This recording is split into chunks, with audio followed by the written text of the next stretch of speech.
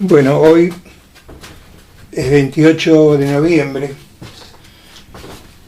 en Rosario, y creo que en buena parte del litoral está el tiempo acompañando el ánimo que tenemos muchos por lo que ha pasado recientemente con un ídolo popular como Maradona, y creo que el tiempo está acompañando esto. Quería responder a una de las preguntas que me habían hecho a través del correo, y es cuál es la impresión o cuál es la utilidad que pueden tener las mnemotecnias para recordar en el estudio. Esto voy a empezar diciendo que las mnemotecnias se consideran artificios. Dicho de otra manera, memoria artificial, como se nombraba ya en la antigua Roma, o si ustedes quieren, para usar una palabra que es bastante conocida, es un truco. Las mnemotecnias son trucos que utiliza la memoria para recordar.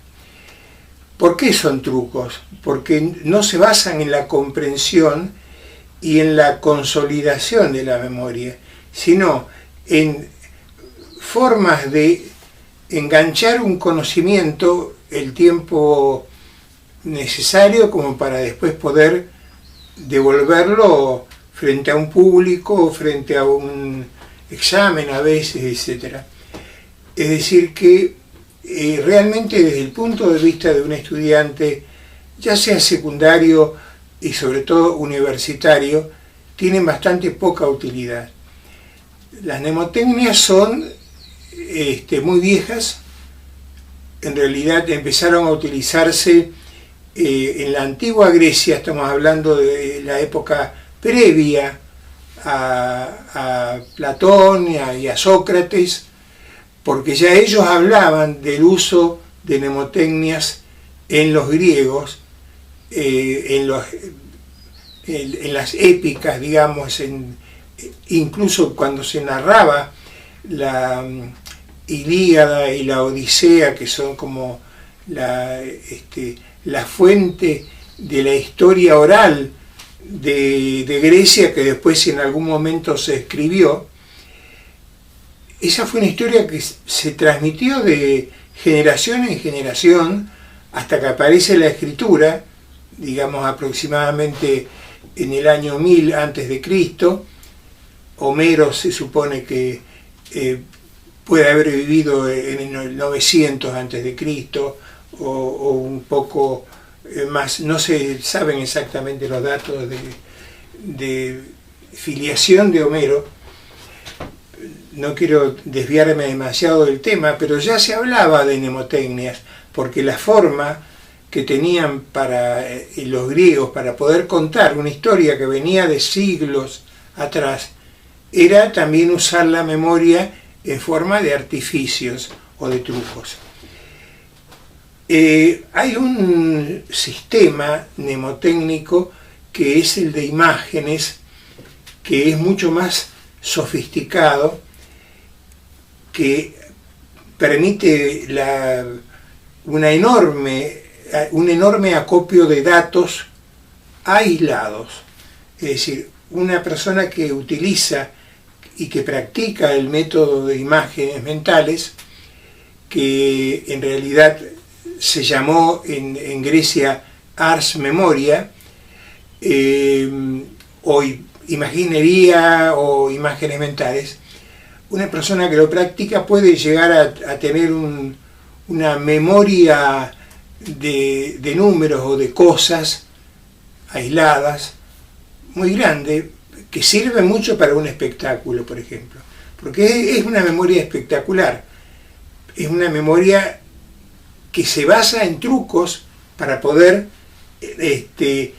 acopiar una enorme cantidad de datos. Hay otras mnemotecnias que no son con imágenes, pero esto merecería ser tratado aparte porque tiene una importancia una gran importancia en la historia. Primero por el lugar que ocupó desde la Grecia antigua, pasando por toda la escolástica, los primeros cristianos, antes que los cristianos, los propios romanos, Cicerón, usaba mucho las mnemotecnias, porque tenían que hablar frente al Senado, por ejemplo, y el orden del discurso venía dictado también por cómo tenían organizadas sus imágenes mentales. ¿A dónde quiero llegar? Que el uso de mnemotecnias, sobre todo las imágenes mentales, tiene una gran fuerza de retención, pero solamente para hechos aislados, para números, para cosas. Ustedes pueden aprender una lista de 100, de 200, 500 palabras en pocos minutos a veces, pero después no les sirve para nada. Eso no puede servir para un estudiante que intenta comprender una materia. Es otra cosa distinta. Por eso quiero partir de este punto. Yo quiero enseñar, quiero que ustedes conozcan lo que son las mnemotecnias, porque frente a esto hay 3 o 2 actitudes comunes. Primero, la actitud académica, la actitud de la universidad, de los institutos serios de didáctica o de pedagogía, que dicen que no tiene valor. Y que es así, en realidad. El segundo grupo, aprovechando que la universidad se ha desentendido de esto, lo ha tirado por la borda porque no servía. Hay un segundo grupo que aprovecha de esta espectacular memoria casi fotográfica que logran para hacer espectáculos. Entonces aparecen, por ejemplo, en televisión o en salas multitudinarias, personas que son además muy simpáticas a veces, y hacen un espectáculo de memoria. Hasta ahí está todo muy bien. Pero otros utilizan esto como una especie de anzuelo para decir, vamos a enseñar a estudiar mejor, para que se acuerden de todo lo que estudian.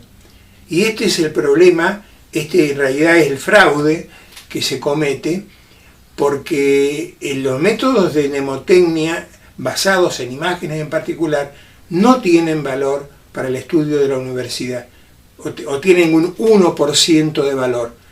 No tienen nada que ver con la comprensión, y por otra parte se borran cuando uno tiene que utilizarlo para otra cosa. Ya de eso vamos a hablar enseguida.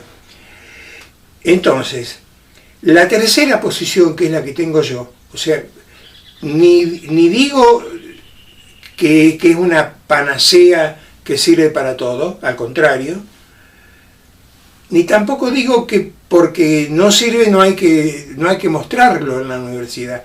Hay que mostrarlo, y sobre todo para aquellos que son estudiosos, o aquellos que estudian pedagogía, ciencias de la educación, didáctica, tienen que conocer, porque puede ser que algún alumno vaya a dar un examen basado en estas técnicas, y no es que ha aprendido la materia, sino que ha aprendido con alfileres determinados temas, y parecería que sabe mucho. En realidad, de eso se va a olvidar pronto. Vamos a ver por qué, en un sentido que les voy a explicar después. Y yo creo que el estudiante de pedagogía, el profesor de pedagogía, los institutos de pedagogía, las facultades, las universidades, tienen que conocer el método y hacerlo conocer también a la gente que cursa la universidad, para que no se dejen sorprender, para que sepan qué maravilloso y qué fácil que es esto. Yo les voy a enseñar enseguida algunos de estos recursos. Repito, no es para que digan qué hermoso que es, para que digan que es fácil. Tienen que decir que es fácil. Es muy simple acordarse de 30 palabras con números, 50, 100 palabras. Pero ¿para qué me sirve esto? Este es el problema. Este no es el fundamento de un método estratégico para aprender a estudiar o para aprender a aprender. Es un truco de la memoria, es una destreza, como podría ser la destreza del que juega con las cartas o el mago que frente a un público hace desaparecer conejos, aparecer palomas. Es una destreza, es una prestidigitación, o sea, rápida digitación de las manos. En este caso es una destreza mental, pero no es aprendizaje, no es que sepa la persona. Hasta acá llegamos a la introducción y vamos a seguirla enseguida.